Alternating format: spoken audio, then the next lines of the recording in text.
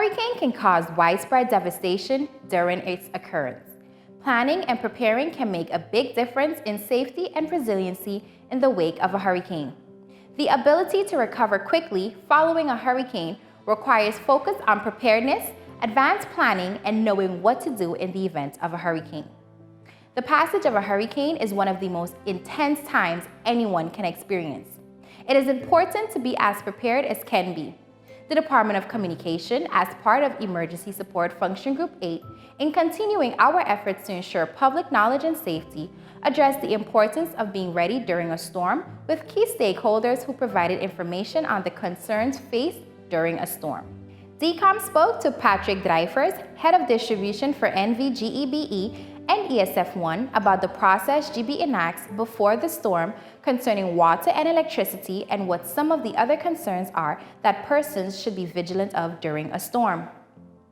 What should one do if encountered down or hanging power lines? Well, first of all, never ever go in contact and touch the cables. That's the first rule of thumb with any electrical appliance that you would see out, or utility that you would see out on the road. If it is down on the ground, first thing you would do is call NVGEBE for them to come and either de-energize the cable or remove the cable from the location that it is, because we would not know if there's power on it, yes or no. Most of the time the protection devices switch the power off, but it can be that it doesn't happen and that you have live cables on the ground. So whatever you do not touch those cables. In order to protect against possible voltage irregularities, what is advisable? Well, there are different types of irregularities. You have the natural ones. Natural regularities are, for example, trees growing in your power lines, animals sitting on your power lines as well. Rain, heavy rain, and also heavy winds. Whereas the overhead lines that are, what we still have in service are overhead exposed copper lines. And once they touch each other, they can cause a short. Causing the short causes irregularity in your system. It causes a spike within your system. That's one of the natural causes. You have also non-natural, meaning errors, man errors or human errors. When a backhoe, for example, digs and hits a cable and it shorts out, you also get irregularity. From the other side, also from the client side, you also have that the wires are inadequate in the home, or you have bad connections in your home. For example, in your breaker box, for example, your cables are connected to your breaker. Your breaker, maybe your screw is not tightened properly, and you will have a short in between the cable and the breaker. Another irregularity is use of appliances on one circuit or one outlet, too many of them. You have, like, for example, your toaster oven, your hair dryer, and those type of equipment causes, of course, high peaks because they use a lot of electricity to warm the element in the appliance, and that could create irregularity as well. Then how you notice that there's an irregularity, the lights start to flicker or to dim.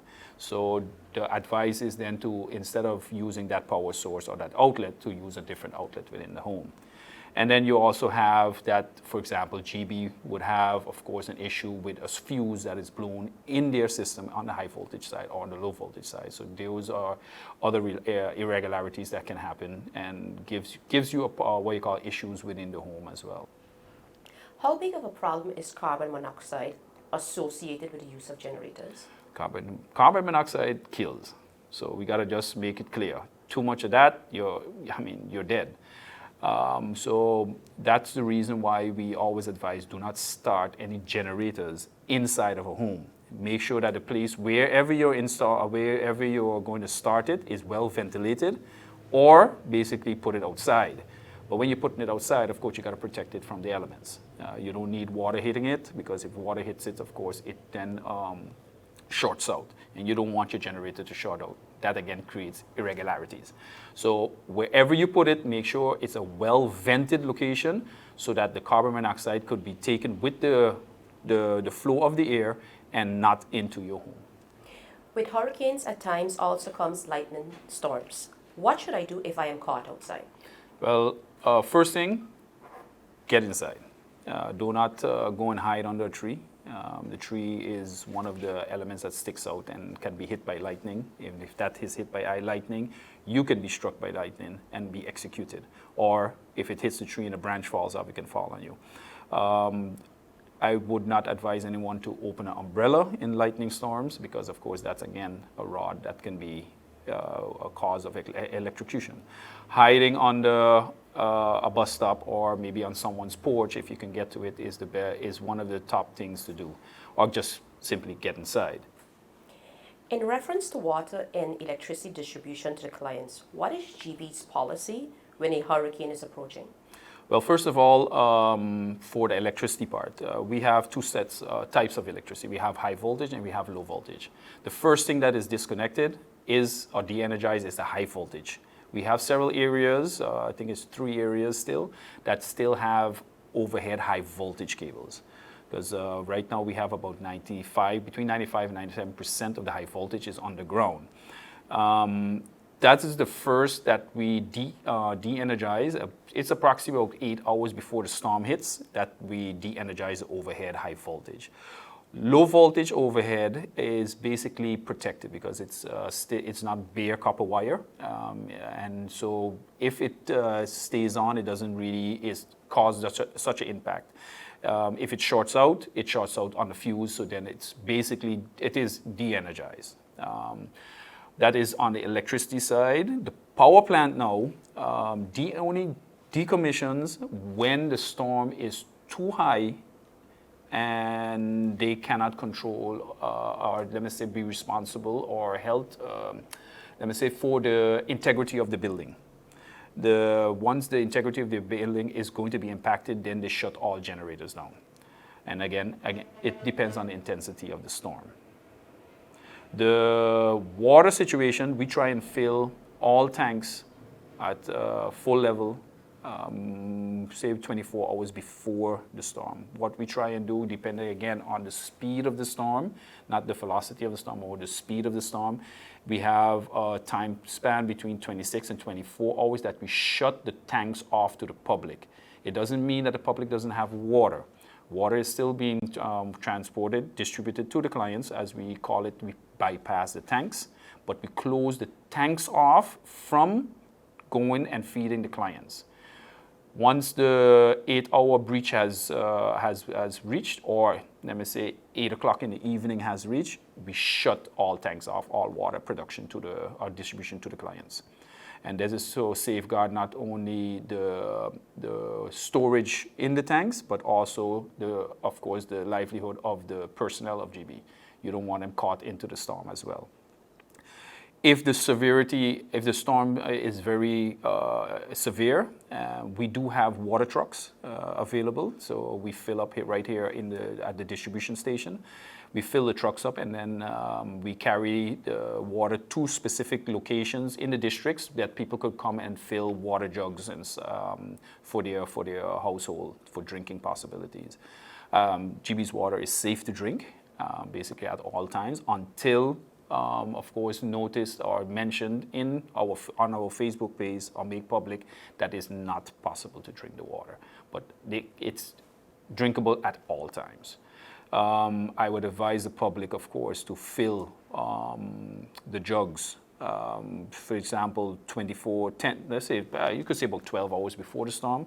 Make sure that all jugs are full. Water is basically usable for at least and drinkable for 3 days. We try and keep our water storage also for approximately 3 days.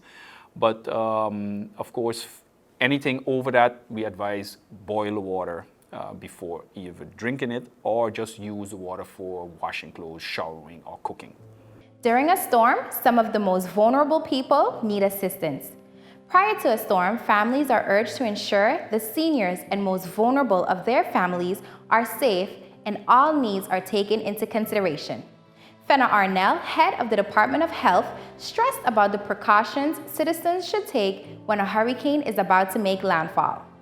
Once a hurricane is threatened, then the Emergency Operations Center goes into effect, and the disasters then the Prime Minister then determines whether or not the country is under threat for disaster. Once that has taken place, we then meet with our emergency support function group members, and we ensure that the disaster plans of every emergency support function is activated. What does that mean? It means medical center, downsize, ensure that your vulnerable patients are protected, ensure that those that are capable of going home, that they are sent home, so that your responsibility at that moment is also smaller. What does it mean for the pharmacies? You make sure that the vaccinations are properly stored, and that collective prevention service as well. We make sure that our vaccinations are properly stored, that after the storm, in the event we would need any vaccinations, they are available. They have not been destroyed. What does it mean for the lab? We ensure that all of our material that is needed for proper lab services as it relates to testing water after the storm, that is also properly protected, and that we can begin the process immediately after the storm has passed. What steps would the public health advise the general public to take when the island is facing a direct threat? At that time, it's go in motion. Basically, all the planning you did throughout the year, you make sure that you have your kit ready, you make sure that you have a listing of nearby shelters, you make sure that you have all emergency numbers saved in your phone, make sure that you have sufficient drinking water and non-perishable goods for at least a week per individual in your household. You make sure that you have your medicine, that's available, that you have a stock of medication for 2 weeks for the chronically ill patients. For the ladies, make sure you have your sanitary napkins. That thing comes under the most stressful moments, so we have to make sure we're always prepared. First aid kits, make sure that they are well stocked and up to date. For those that have toddlers at home, make sure we have the sufficient diapers, make sure we have sufficient baby formula. For those with the elderly, they need to be extra hydrated and extra, so keep an eye out on them as well. And basically your emergency kit then should be ready at that particular time with those items. And what steps do public health advise vulnerable persons to take in preparation for the threatening of a hurricane? Vulnerable persons we break down into, for instance, your elderly, your toddlers, diabetics, dialysis patients. Now, as I stated earlier, with your elderly and your toddlers, hydration is key. You ensure that you have sufficient fluid, sufficient water, and you ensure that they eat on time, that they maintain the diet that is required as much as possible. When it comes to your diabetics and your dialysis, same goes, because it's important to maintain your diet as much as possible. So follow your doctor's instruction, because every individual has a specific care and treatment plan. But in general, keep hydrated. In general, make sure that you eat on time, and make sure that you follow as much as possible all of the doctor's instructions that are provided to you. Your emergency kit would be the same as for the general public, but you have to ensure that your medication is up to date. Again, picture of your medication for the elderly who probably may not remember the name of the medication or the doses of their medication. Take a picture of the prescription or the sticker on your medication box. Take a picture of it so that whichever doctor is available directly after a storm, in the event your medication was lost or damaged, you can show them a picture, and it makes it so much easier for the physician to then take care of you after the storm. There are many possibilities during a storm for citizens to encounter injuries. Unfortunately, EMS personnel are not mobile during a storm. It is important to be abreast of home remedies and tactics that can be of a lifesaver during a storm. DCOM spoke to Sylward Richardson, head of the ambulance department, about what can be done when injuries or health issues arise during a storm. During a storm, there's going to come a time that the emergency personnel would not be able to launch out. However, we also have a dispatch center where we have dispatchers on duty, and they would also be able, if the phone system is up and running, they will be able to give life-saving techniques to individuals to explain to them what to do in such an event. One of the things that someone can do if hurt during a storm, a cut or anything, the intention is for them to apply, if they have bandages at home, that they apply bandages to the cut, or if not, that they use certain home remedies. For example, even using a sheet, a cloth, they can tie off the area where the cut is, depending if it's profusely bleeding, so that they can stop the bleeding. And what are some of the most common injuries sustained during a storm? What are some of the reports received during a storm of injuries? Well, reports that we would receive here is, during a hurricane, you know, there's a lot of flying debris, etc. People get choked with nail chokes they would get. Besides that, flying debris, certain people at times would get a traumatic, so they get hit with maybe lumber or a piece of flying debris, etc. But most commonly is cuts and bruises that we would see at times, and also nail chokes. And what is the procedure for remedying a nail choke? One of the things that a lot of us would do at home, because you're not being able to visit a hospital at that point in time. Some people I know would apply garlic and will just tie it off, or you apply a bandage for the time being, and when you're able to seek medical help, definitely it would be recommended that a person gets a tetanus shot. For the at-risk patients, what are the necessities during a storm? Well, one of the things that the at-risk patients should always try to have in place is their medication. If they are suffering from whatever ailment, to have their medication up to par. The supplies, so that, and a next thing that I would advise, for example, diabetic patients to also have the insulin and to store it properly in a cold box, etc. Store it in a cold box, so that even after the storm, if there is no electricity, at least that insulin would be good for a period of time. What procedure or strategic plan does the ambulance department have set in place for the assistance of persons injured during a storm? Well, during a storm, as we just mentioned, it's very difficult for the ambulance to go out at the point in time that it's deemed unsafe. That is a problem. Over the years, what we have seen is that a lot of people at times does not pay attention to things like that, and then they think that when you call the ambulance is going to just respond. What we have in place definitely is the dispatch. The dispatch center keeps operational, and they are able to give life-saving techniques to the individuals who might call the dispatch for whatever type of emergency that they might be facing. And what is that dispatch number for those that are unfamiliar with it? The dispatch number is 911, and as you all know, that the ambulance and the police is in that central dispatch. Hurricane Irma left many with heart-wrenching stories to tell. DCOM was able to connect with some individuals who were able to share their stories with us. Well, I was stationed with my family at the fire department because as my profession, head of repression, I needed to be at the fire station. So that was very difficult because we didn't know what was happening.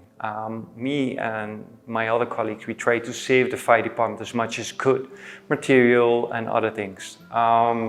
Or we also, the next day, I went out with the Marines to check my house. Well, my house was totally ruined in the sense that the roof was gone, all the things were wet, so I had to throw away a lot of things.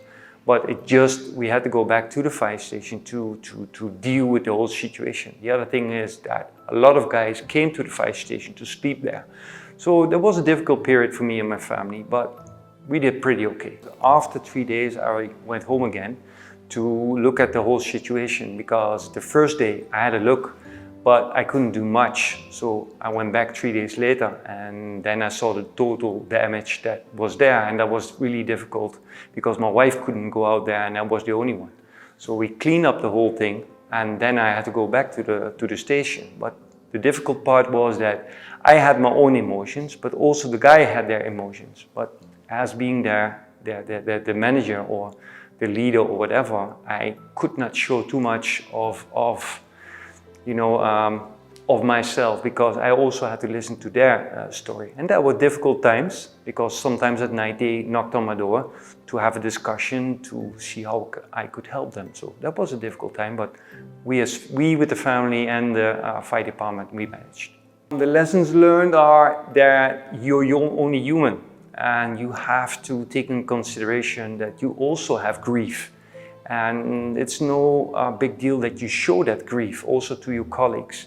At certain moments you cannot do that, but sometimes you have to do it. And the other thing is, what I learned is stick with your team.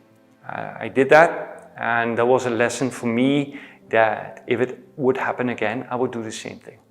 So that is a lesson learned from Irma. My experience during Hurricane Irma was like unbelievable. It was my first time experiencing a hurricane like that, or a major hurricane. When my mother first heard that the hurricane was coming, she was actually off island, and then it was just me and my brother home. So we started like packing our stuff, because you had to get ready, move our stuff to my aunt's house on the Dutch side, which was a concrete house.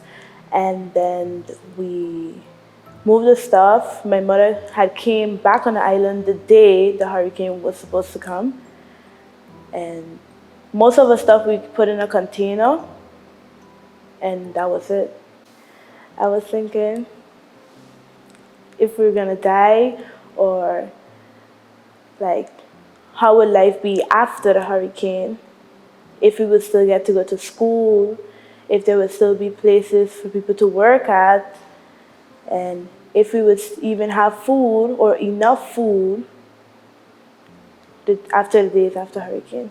In 2017, the day before Hurricane Irma, we were supposed to be celebrating my daughter's birthday. And that was cut short because we had to prepare our home before the storm come. And I was also not feeling well.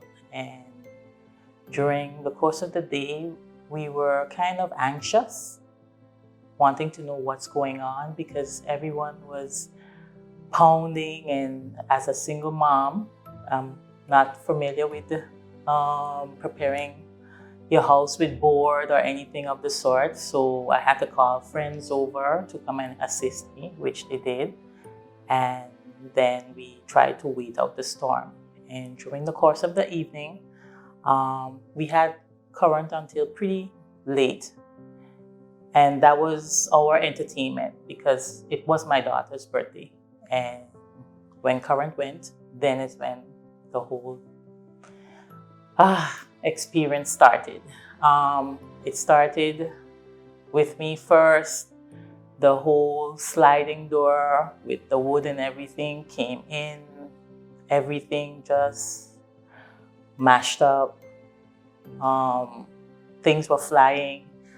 I found myself caught between two doors, trying to save my friend that came over to help me to bar up, and my daughter safe inside the room. So I was caught between the bathroom door and the bedroom door, watching the wind take everything from one end of the house out through the front door, down the stairs.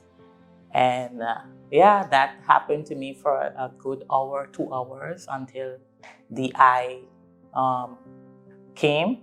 When the eye came, I heard a neighbor outside calling out to see if everybody was okay. By then, I had no shoes on, so I ended up getting splinters in my feet.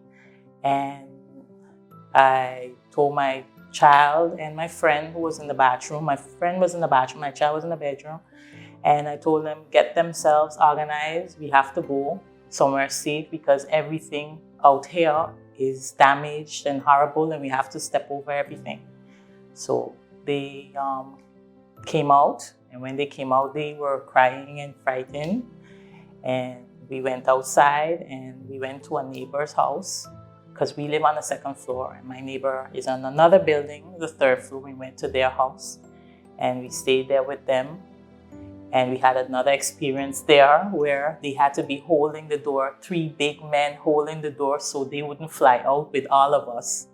You know, it was a very hard and unusual experience. I've been through Louis, but Irma was, a different experience. As we come to the end of the peak of the hurricane season, it is the hope that we are spared for the rest of the hurricane season. However, we must always try to be as prepared as possible on an individual basis, family affairs level, and as a country. Don't wait until it's too late. Let us all be prepared.